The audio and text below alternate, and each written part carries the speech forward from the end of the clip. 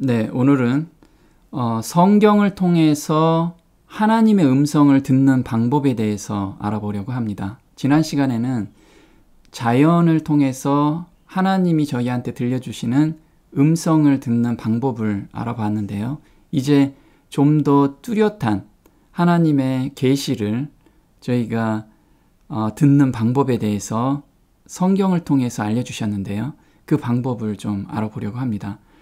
시편 19편 두 번째 시간인데요. 율법을 지키려고 할 그때부터 하나님과 사귐이 시작된다라는 거예요. 그래서 우리가 율법을 지키려고 할 때 내가 스스로 할 수 없다라는 그 애통한 마음이 생길 때 하나님을 찾아간다라는 거죠. 그래서 우리는 율법이 폐해져서 지키지 않아도 된다라는 것이 아니라 정말 율법을 온전히 순종하고 싶은 그 마음으로 하루를 살려고 할 때 그때부터 하나님을 찾게 되고 하나님과 사귐이 시작된다라는 거예요. 시편 19편의 구조는 다음과 같습니다. 1절에서 6절까지는 피조물 속에 나타난 하나님의 영광, 즉 하나님의 품성을 우리는 자연계에서 느낄 수가 있습니다. 그것을 노래한 것이 19편 1절에서 6절까지죠. 두 번째는 7절에서 10절까지인데 율법 중에 드러난 하나님의 품성입니다. 그래서 우리가 하나님의 품성을 발견하려면 율법을 깊이 연구하고 묵상을 할 때 우리가 하나님의 품성을 깨우칠 수가 있다는 거죠. 11절에서 14절까지는 다윗은 품성과 행위에 이 진리들을 간직하고 있었어요. 그래서 항상 삶 속에서 하나님의 율법을 지키려고 그리고 하나님께서 지켜주시는 그 하나님을 경험하게 된 거죠. 그래서 전편에 시편 19편 1절에서 6절까지는 쓴 단어, 하나님이라고 쓴 단어가 엘이라고 합니다. 그래서 우리가 엘로힘이라고 하죠. 엘이라는 것이 온 우주의 창조주이심을 나타내는 이름이라는 거예요. 하나님의 능력에 대해서 나타나고 있고요. 7절에서 10절까지는 여기선 단어가 좀 달라요. 여기선 여호와라고 하는데 야훼라고 합니다. 여긴 언약의 하나님을 나타내고 있는데요. 오늘은 이 언약의 하나님을 우리가 어떻게 발견할 수 있는지를 알아보는 시간으로 가보겠습니다. 하나님을 개인적으로 깊은 관계를 맺고 체험하는 방법인데요. 요한복음 17장 3절 이렇게 우리 많이 들어본 단어죠. 근데 사실 하나님하고 관계가 없으면 영생이 없다라는 거예요. 그러면 이 관계를 맺는 것이 영생과 관련이 있기 때문에 무엇보다도 중요하겠죠. 그래서 영생은 곧 유일하신 참 하나님과 그의 보내신 자 예수 그리스도를 아는 것이니이다. 그래서 영생은 하나님과 예수 그리스도를 아는 것이라는 거예요. 그럼 알다라는 거 우리 많이 이야기하죠. 알다라는 것은 원어로는 야다 또는 기노스코라고 하는데 인격적이며 친숙한 관계를 맺다라는 거예요. 나 성경을 보니까 하나님 알아. 예수님도 알고 이 정도 수준이 아니고 우리가 어떤 연인과의 관계 또 부모와 자식 간의 관계는 정말 그 어떤 단어로서 표현하는 게 아니고 마음으로서 서로 연결이 돼 있죠. 그 친숙함을 이야기하고 있다라는 거예요. 출애굽기 33장 17절에 모세는 하나님하고 이런 관계를 가지고 있었어요.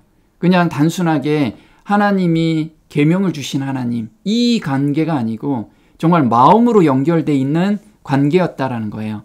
여호와께서 모세에게 이르시되 너의 말하는 이 일도 내가 하리니 왜 하나님께서는 모세가 이야기하는 기도하는 것을 모두 들어주실 수 있었냐면 마음이 합했기 때문에 모세가 하려는 것이 하나님하고 맞았기 때문에 하나님께서는 모세가 기도하는 것을 다 들어주셨어요.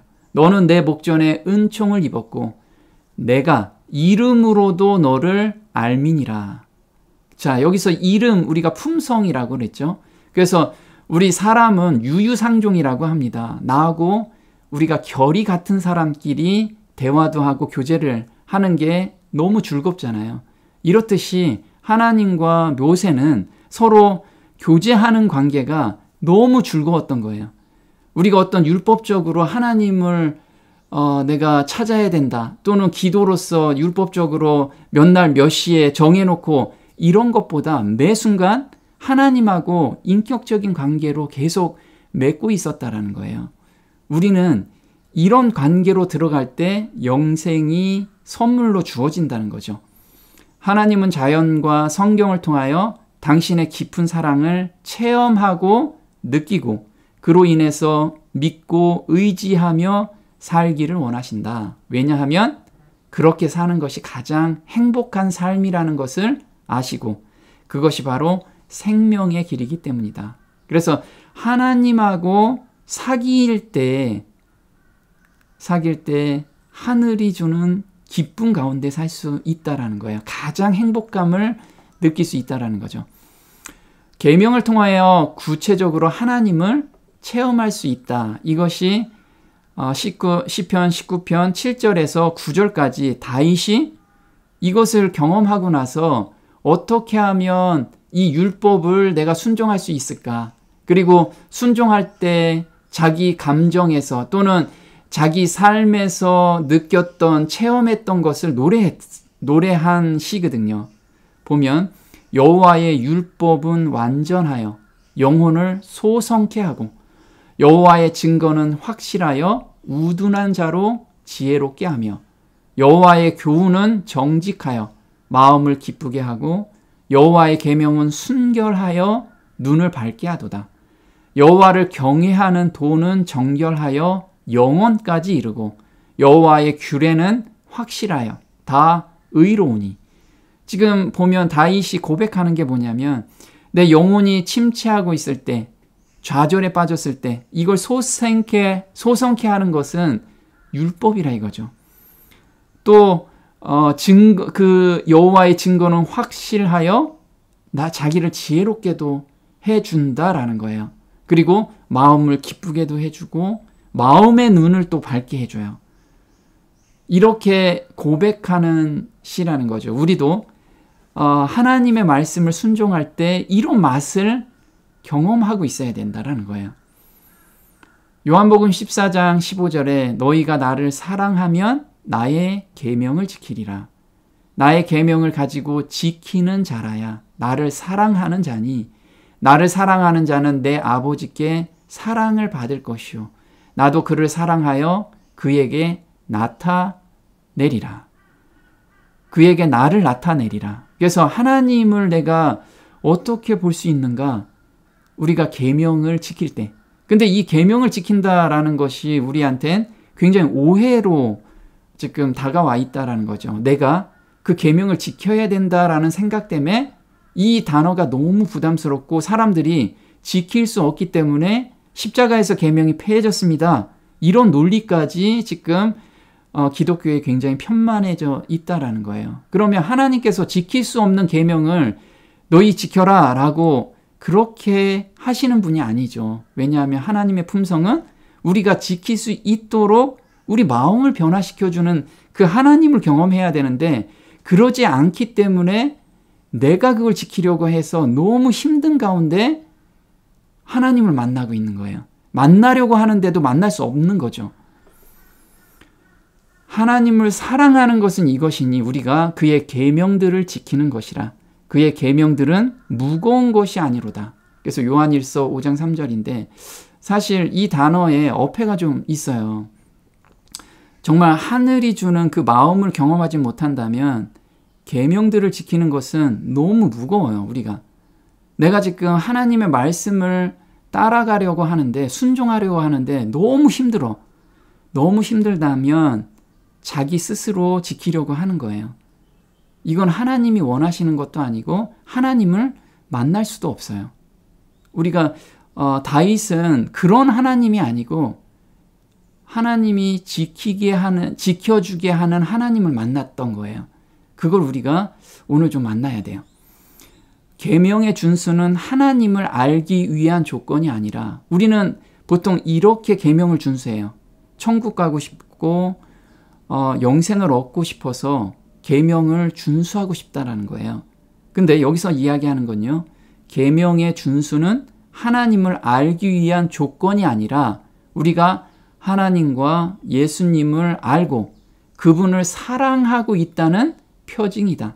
그러므로 하나님에 대한 지식은 단지 이론에 머물지 않고 행동으로 이어진다. 우리가 흔히들 이런 거 있죠. 부부간에 결혼을 했는데 사랑해서 결혼을 합니다. 그러면 사랑해서 결혼했기 때문에 와이프한테 어떻게 하면 잘해줄까 이런 생각을 하죠. 그래서 뭐 청소도 해주고 또 어떤 선물도 사주고. 그런데 이렇게 청소나 선물해 주는 것이 내가 사랑해야 되기 때문에 그 리스트를 적어놓고 이걸 하면 내가 사랑을 표현하는 거야. 이런 게 아니고 사랑하기 때문에 스스로 그냥 나온다라는 거예요. 마찬가지로 하나님의 사랑을 느끼고 내가 하나님을 사랑한다면 계명은 자연스럽게 지켜지는 표징이라는 거죠. 표징. 다윗은 이렇게 이야기하죠. 여호와의 율법은 완전하여 영혼을 소성케 하고. 그래서 여기서 완전하다라는 거. 율법이 왜 완전할까요? 우리가 한번 생각해 볼까요? 율법은 그 법을 만든 사람의 사상과 성격, 즉 품성이 들어가 있어요. 그래서 하나님의 품성은 완전하시기 때문에 율법이 완전하다는 거죠. 우리가 흔히 보면 이게 뭐처럼 보이나요? 함무라비 법전이라고 하죠. 여기에는 눈에는 눈, 이에는 이, 똑같이 보복한다라는 의미의 동해 복수법을 기록하고 있어요. 근데 출애굽기에도 이게 쓰여져 있죠. 출애굽기에도 쓰여져 있는데 사람들이 이때는 보복을 하는데 자기가 당한 것보다 몇 배 더 보복을 하기 때문에, 그리고 대를 이어서 보복하기 때문에 하나님께서 이때 또 눈은 눈으로 이는 이로 갚으라 라고 해서 모세한테 준 계명이죠. 그런데 사실 하나님의 마음은 그런 게 아니었다라는 거예요. 그래서 마태복음 5장에서는 그 법이 포함되어 있는 하나님의 뜻을 예수님께서 풀어주셨죠. 또 눈은 눈으로 이는 이로 갚으라 하였다는 것을 너희가 들었으나 나는 너희에게 이르노니 악한 자를 대적지 말라. 누구든지 내 오른편 뺨을 치거든 왼편도 돌려대며. 그래서 하나님의 사랑은 굉장히 적극적인 사랑이라는 거죠. 자기를 미워하는 사람을 위해서 하나님의 사랑을 나타내라는 거예요. 근데 그게 사람의 힘으로는 될 수 없기 때문에 너희가 하나님의 마음을 받는 자는 그렇게 행할 수 있다라는 거예요. 지금 예수님께서 이 마음을 내가 너희한테 주겠다라고 지금 약속을 우리한테 주면서 이야기를 하고 계시는 거죠. 율법은 의에 대한 위대한 표준이다. 율법은 하나님의 성품을 나타내며 그분의 정부에 대한 우리들의 충성심을 시험하는 시금석이다. 그리스도의 생애에 나타난 모든 율법의 아름다움과 탁월성이 이미 우리에게 계시되었다. 그래서 내가 어떤 사람을 미워하지 말아야지 하고 정말 미워하지 않는 그 상태까지 간다라고 하면 아직 하나님의 율법을 지키지 못한 거라는 거예요.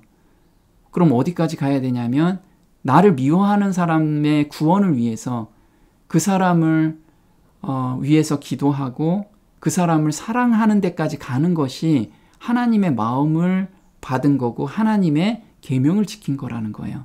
사람으로는 불가능하지만 하나님은 하실 수 있다라는 거죠.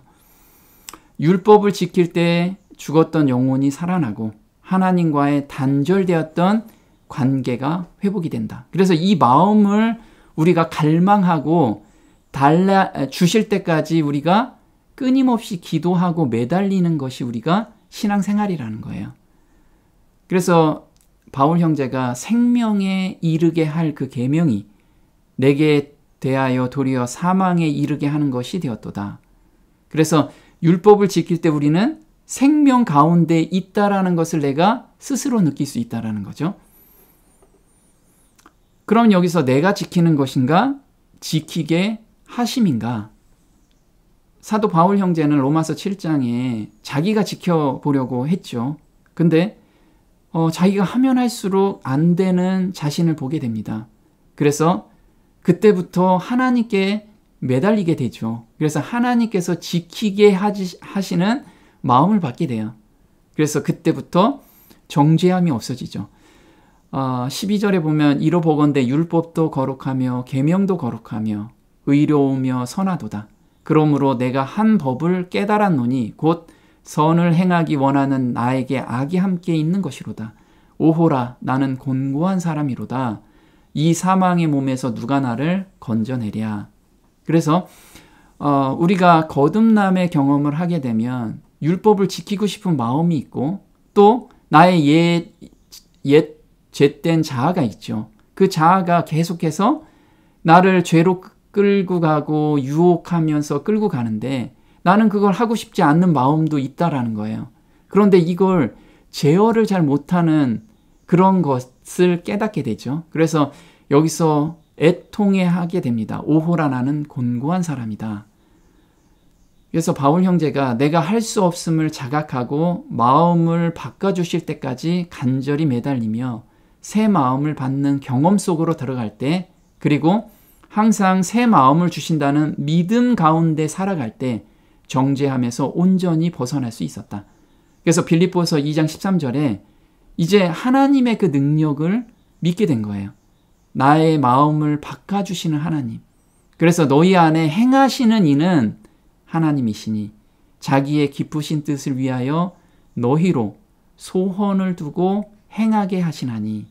그래서 바울 형제는 그동안에 자기가 뭔가를 해보려고 했는데 여기에서 터득을 한 거예요. 하나님께서 나한테 그 마음을 주시고 하나님께서 그걸 행하게 해주시는구나. 그래서 여기서 소원을 두고 행하다라는 걸 영어로 보면 both to will and to do 해가지고 의지력도 주시고 행하게도 해주신다.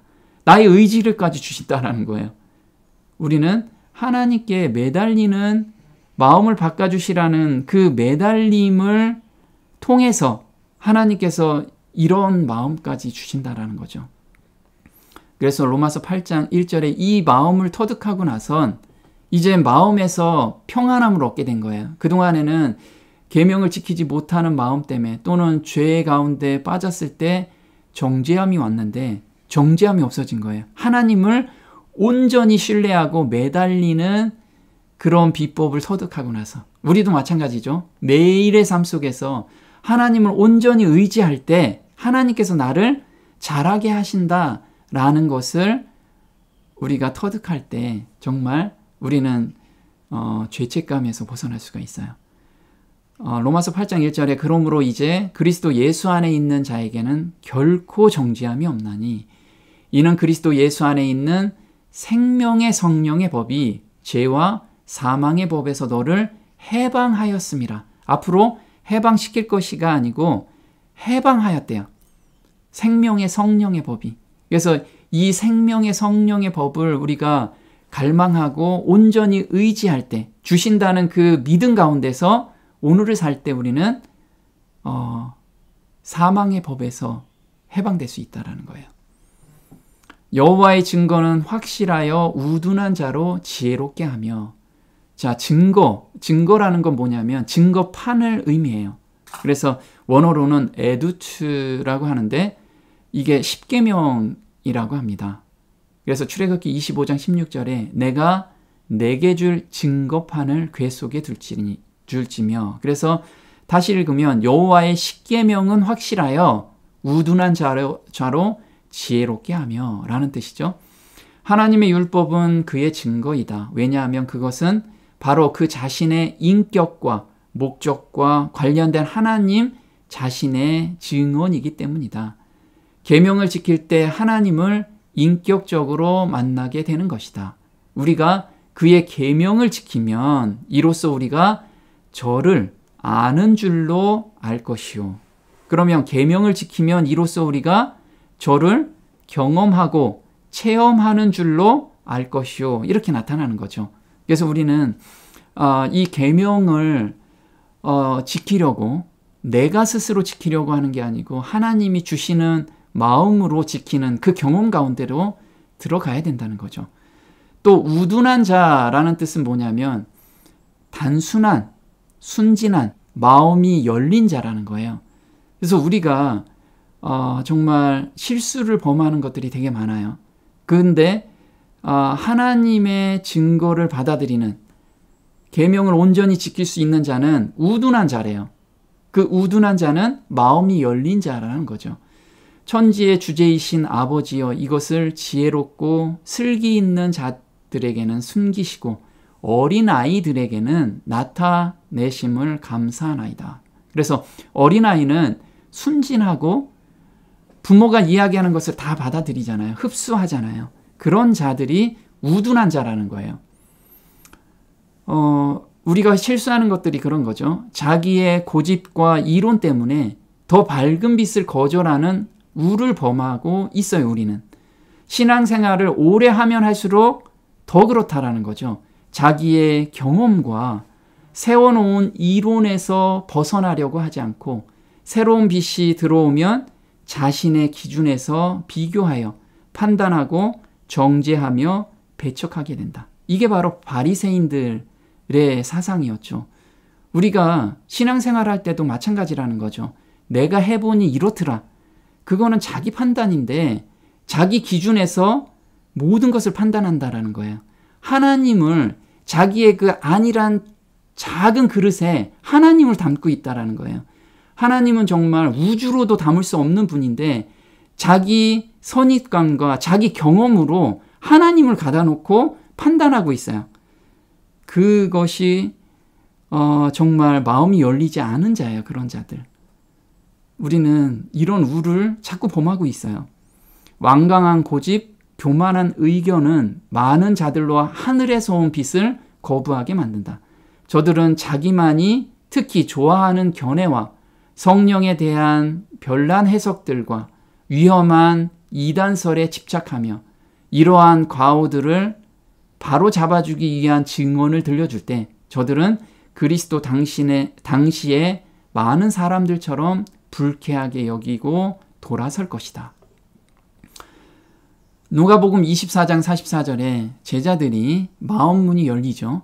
또 이르시되 내가 너희와 함께 있을 때 너희에게 말한 바 곧 모세의 율법과 선지자의 글과 시편에 나를 가리켜 기록된 모든 것이 이루어져야 하리라 한 말이 이것이라 하시고 이에 저희 마음을 열어 성경을 깨닫게 하시고 그래서 자기가 가지고 있던 그 고집 딱딱히 굳은 마음들 이런 것이 다 내려놓고 정말 더 밝은 빛으로 우리가 한 걸음 한 걸음 더 나가야 된다라는 거예요.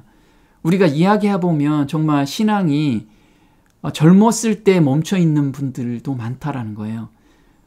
10년 전에 멈춰있는 사람들, 그때 교제와 지금 교제가 별다른 게 없이 똑같은 교제들, 그거는 멈춰있다라는 거예요. 자기 고집으로 더 이상 빛을 받아들이지 않고 있다라는 반증이기도 하죠.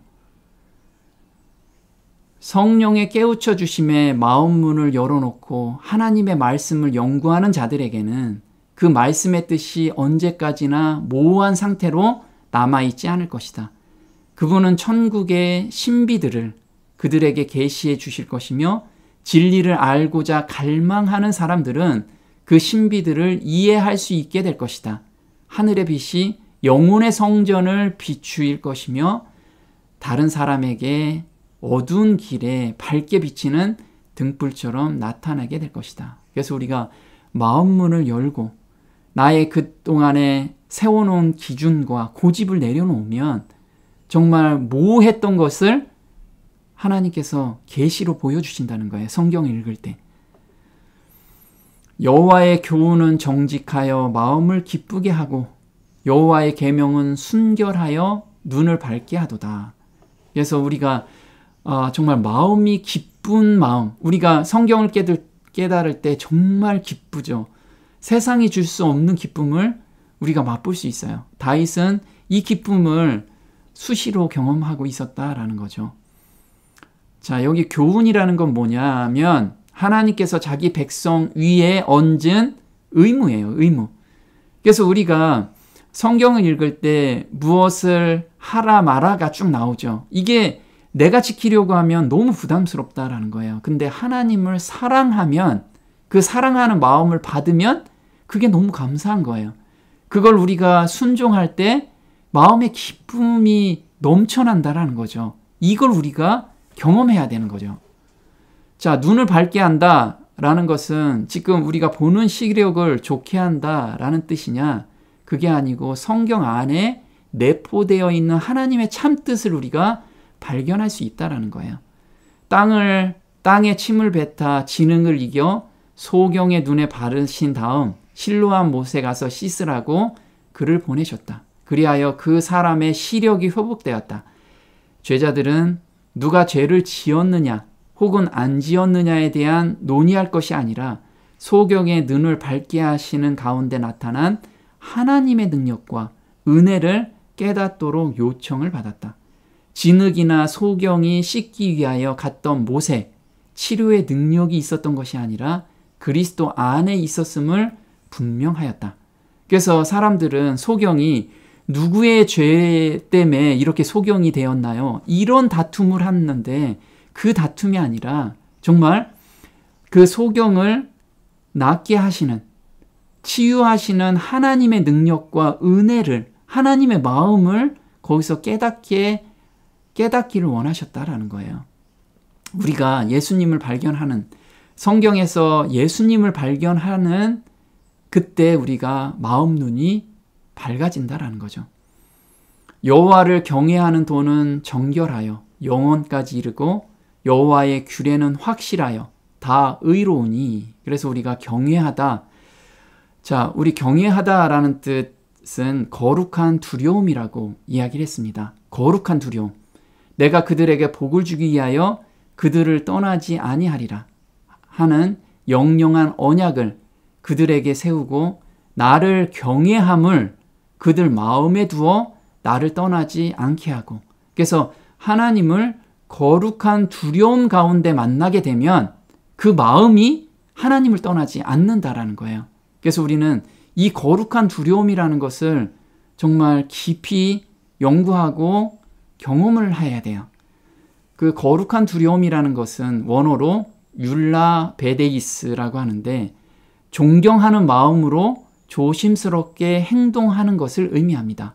여기서 거룩한의 강조점이 있다라는 거예요. 두려움에 못 이겨 따르는 것이 아니라 하나님에 대한 존경심과 믿음 때문에 따르는 것이라는 거죠.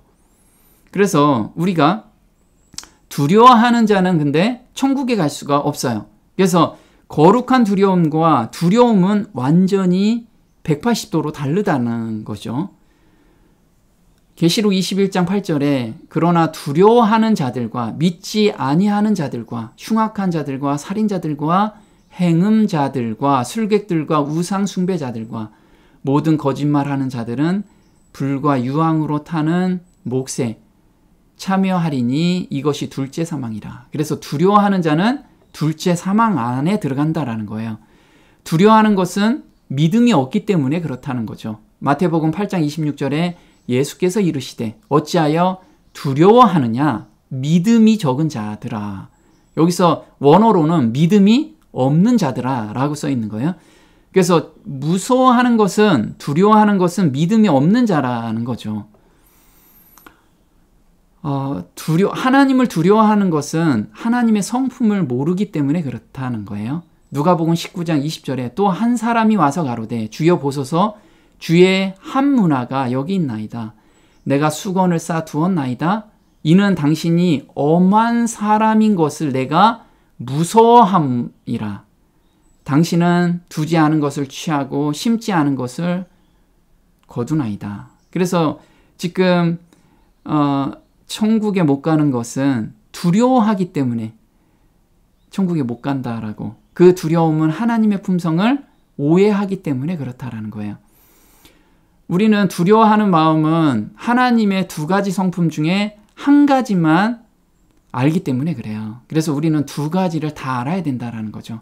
하나님의 성품에는 두 가지가 있어요. 하나는 하나님의 권능이죠. The power of God 해가지고 천지 창조하는 그 어마무시한 하나님을 우리가 알죠. 이거는 마귀들도 알아요. 그래서 마귀들도 하나님을 믿고 떤다라고 해요. 그거는 바로 이 능력의 하나님만 경험하기 때문에 그래요. 이스라엘 백성들도 그랬죠. 출애굽기 19장에 보면 우레와 번개와 빽빽한 구름이 산 위에 있고 나팔 소리가 심히 크니 진중 모든 백성이 다 떨더라. 여호와께서 불 가운데서 거기 강림하심이라. 이때 십계명을 주시려고 할 때 다들 무서워서 하나님 앞에 가지를 못했어요. 우리가 이런 하나님을 지금 경험하고 있지 않느냐. 근데 또 한 분의 성격, 또 하나님의 다른 성격을 우리가 경험할 때 거룩한 두려움을 경험할 수 있다는 거예요. The character of God 해서 하나님의 품성을 우리가 경험해야 돼요. 이것은 죄인을 위하여 자신의 가장 사랑하는 아들을 아낌없이 내어주시는 그 마음, 그 하나님을 우리가 경험해야겠죠. 이스라엘 백성들이 이 하나님을 또 경험하게 돼요. 그래서 믿음이 자라게 된 거죠.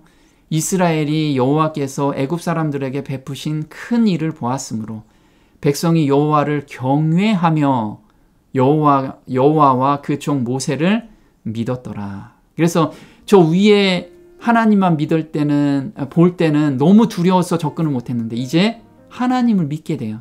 그 능력의 하나님이 우리를 정말 부모님처럼 보호하고 계신다. 그 하나님을 우리가 경험할 때 우리가 거룩한 두려움 가운데 들어가는데 다윗은 이 거룩한 두려움 가운데서 매일의 삶을 살았다라는 거예요. 우리가 이런 삶 가운데 들어갔으면 좋겠습니다. 오늘 여기까지 하겠습니다. 하늘에 계신 우리 아버지, 하나님께서는 우리에게 정말 좋은 것만 주시고 바른 길로만 인도하시기를 원하십니다. 하지만 저희는 하나님의 그 마음을 알지 못하기에 두려운 하나님으로 또 무서운 하나님으로 저희가 하나님을 섬기게 됩니다. 그 섬김 속에서는 하나님을 만날 수도 없고 또 매일의 삶 속에서 고행 가운데 걸어가는 것을 저희가 볼 수가 있습니다. 하지만 하나님께서는 자연과 성경을 통해서 하나님의 그 깊은 사랑을 느낄 수 있도록 해주셨음에 감사를 드립니다. 오늘 삶 속에서도 성경과 또 자연계에서 하나님의 그 변함없는 사랑을 경험할 수 있도록 저희 삶을 인도해 주시기를 간절히 바라오며 이 모든 것 우리 주 예수님의 이름으로 감사하며 기도드립니다. 아멘.